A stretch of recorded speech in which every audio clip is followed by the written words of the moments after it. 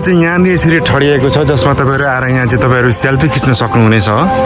एकदमै आकर्षित तरिकाले चाहिँ यो सजाएको छ। खासमा चाहिँ यो कुइनेटार भन्ने जग्गा रहेछ गाइस हैन। तपाईहरु यहाँ आएर चाहिँ भिजिट गर्न सक्नुहुन्छ। वेलकम टु कुइनेटार। दिस इज कुइनेटार। यहाँ चाहिँ सबै सुविधाहरू छ। यदि तपाईहरु आएर यहाँ यदि बस्न चाहनुहुन्छ भने पनि यहाँनिर बस्ने सुविधा छ। बाई ट्रान्सपोर्ट रोड चाहिँ एकदम कन्भिनियन्ट वे छ।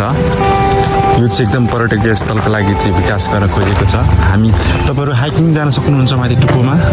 हाइकिङको लागि एकदमै स्टेप र बाटोहरू एकदम राम्रो तरिकाले चाहिँ यहाँनिर बनाइएको छ संरचनाहरू र त्यही हो पर्यटक लोकल पर्यटकहरू चाहिँ यहाँ दैनिक राम्रो तरिकाले चाहिँ यहाँ आउनु सक्नुहुनेछ र व्यापार व्यवसाय पनि यहाँ एकदमै फसाएको छ। कुइनेटारको लोक सुली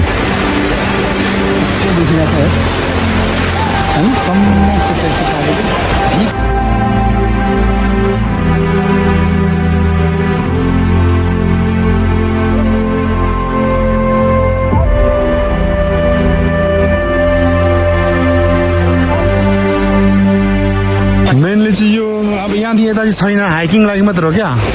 गाडी पनि जाँदैन तर पनि यहाँबाट बाइक चाहिँ लान्छन् मान्छेहरूले।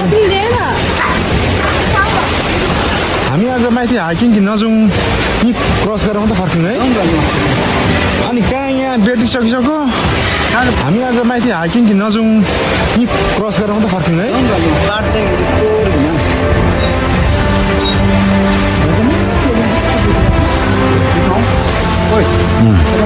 सुली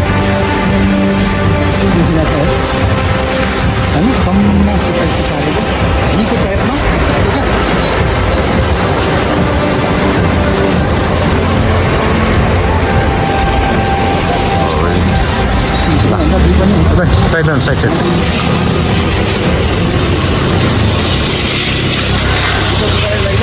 बाइक लानु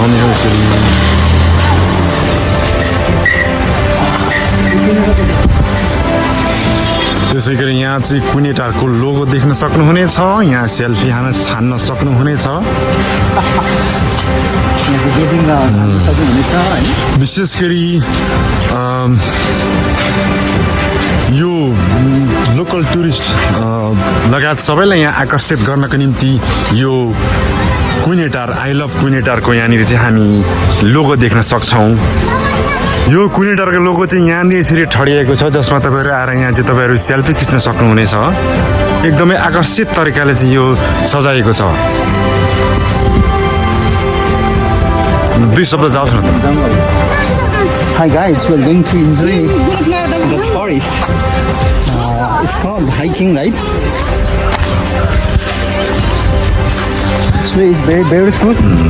This is on the path, right? So दाजु चाहिँ धेरै हाइकिङको निम्ति एकदमै उहाँ हाइकिङ जानको निम्ति चाहिँ एकदमै उहाँ एकदम इन्ट्रेस्टेड हुनुहुन्छ। तर उहाँको हाइकिङ जाने जुत्ता चाहिँ भएन कृपया। नेक्स्ट टाइम आउँदाखेरि चाहिँ स्पोर्ट्स सुज लगाएर आइदिनु होला। हाइकिङ हुँदाखेरि यो भैया चप्पलले चाहिँ हाइकिङ गर्दाखेरि तपाईँको खुट्टामा असर हुनसक्छ। साथीहरूलाई हेर्नुहोस् है, अब यहाँनिर यो ठाउँमा खयर भन्ने चिज अहिले साथीहरूले थाहा छैन। पाहाडी भित्तामा देखाउनुहोस् त क्यामेरा। जुन हरियो देख्ने गर्छ त पुलको फेरि जुन चाहिँ खयरको बोट हो होइन। जुन खयर चाहिँ पहिला बुढापाकाले एकदमै घर बनाउँदाखेरि एकदमै यो चाहिँ एउटा खयरको बोट एकदमै धेरै टाढादेखि बोकेर चाहिँ घरहरू बनाउनुहुन्थ्यो। अहिले हाम्रो यो पहिला हाम्रो यो तरेको फाँडहरूमा पनि यो खयरहरू चाहिँ गर्थ्यो। आजकल छैन होइन। जुन अहिले पनि खयर कि साल हो खयरहरू जुन सानो सानो देखिरहेको छ नि खयरहरूको रातो खयर भन्छ क्या त्यो जुन हरियो छ नि खयर त उयो होइन खयर हो त्यो पनि छैन। एरियातिर रोप्दा हुन्छ क्या हो। हुन्छ हाम्रो त एकदम तराईमा हुने चिज हो एकदम। जुन स्थानीय सरकार अथवा यहाँको स्थानीय निकायलाई हामी धेरै धेरै धन्यवाद दिन चाहन्छौँ जसमा यो हाइकिङको निम्ति चाहिँ यो खालको एउटा सुविधा बनाइदिनु भएकोमा भन्दै हाम्रो दाजुले पनि दुई शब्द थप्न चाहनुहुन्छ। मेनली यो चाहिँ अर्गनाइजर जसले हाइपोथाइज गर्नुभएको थियो नि उहाँले चाहिँ मैले फर्स्ट अफ अल म उहाँलाई धन्यवाद दिन चाहन्छु।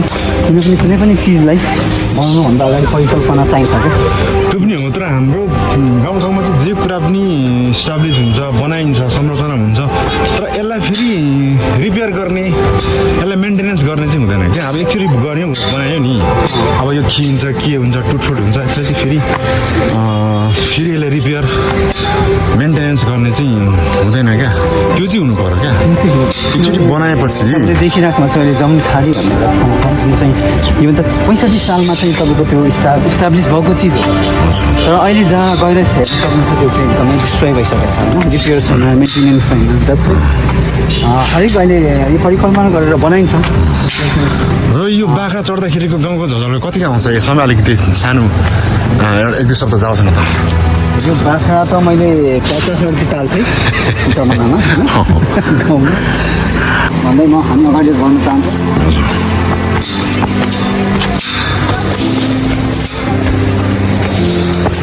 वाउ हामी यो जुन भिडियोको निम्ति चाहिँ एकदम राम्रो टाइममा आएको छौँ क्या धेरै गर्मी पनि होइन ठिक्कै नर्मल घाममा यो टाइममा चाहिँ ठिकै भिडियो सिनहरू हुन्छ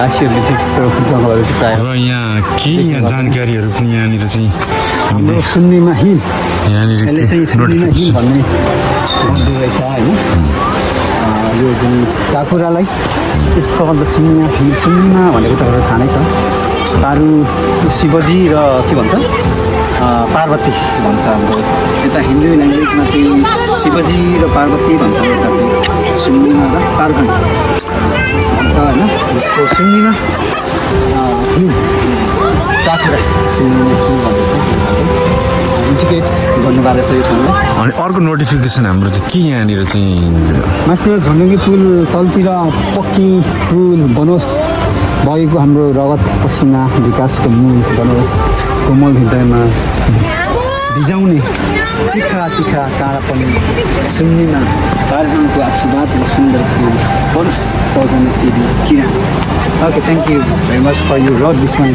नोटिस है अनि हाम्रो यो सुम्हालुङ कोकमालाई पनि हामी यो तरिकाले चाहिँ संरचना गर्न सक्छौँ सक्दैन कतिको सम्भव सुम्हालुङ कोकमा भनेको माथि हाम्रो माथि हाम्रो यो कुमायक मगर डाँडालाई अब्सोल्युटली वी क्यान किनभने त्यो चाहिँ एकदमै सम्भावित ठाउँ हो किनभने माथि टपमा छ समथिङ तलको बेसबाट कति किलोमिटर 4 किलोमिटर माथि छ होइन 4 किलोमिटर माथि भनेको एकदम सुन्दर र मिल्ने ठाउँ हो त्यहाँबाट हामी केबल कार पनि राख्न सक्छौँ र पर्यटकीय क्षेत्रमा हामी बनाउन सक्छौँ है त Okay, thank you very much for watching my video. If you didn't subscribe my channel, please subscribe गरेर चाहिँ घन्टी ड्याङ गरेर चाहिँ जोडिनु होला र तपाईँले लागेको तल सुझावको लागि चाहिँ कमेन्ट पनि एउटा लेखेर छोड्नु होला है त थ्याङ्क यू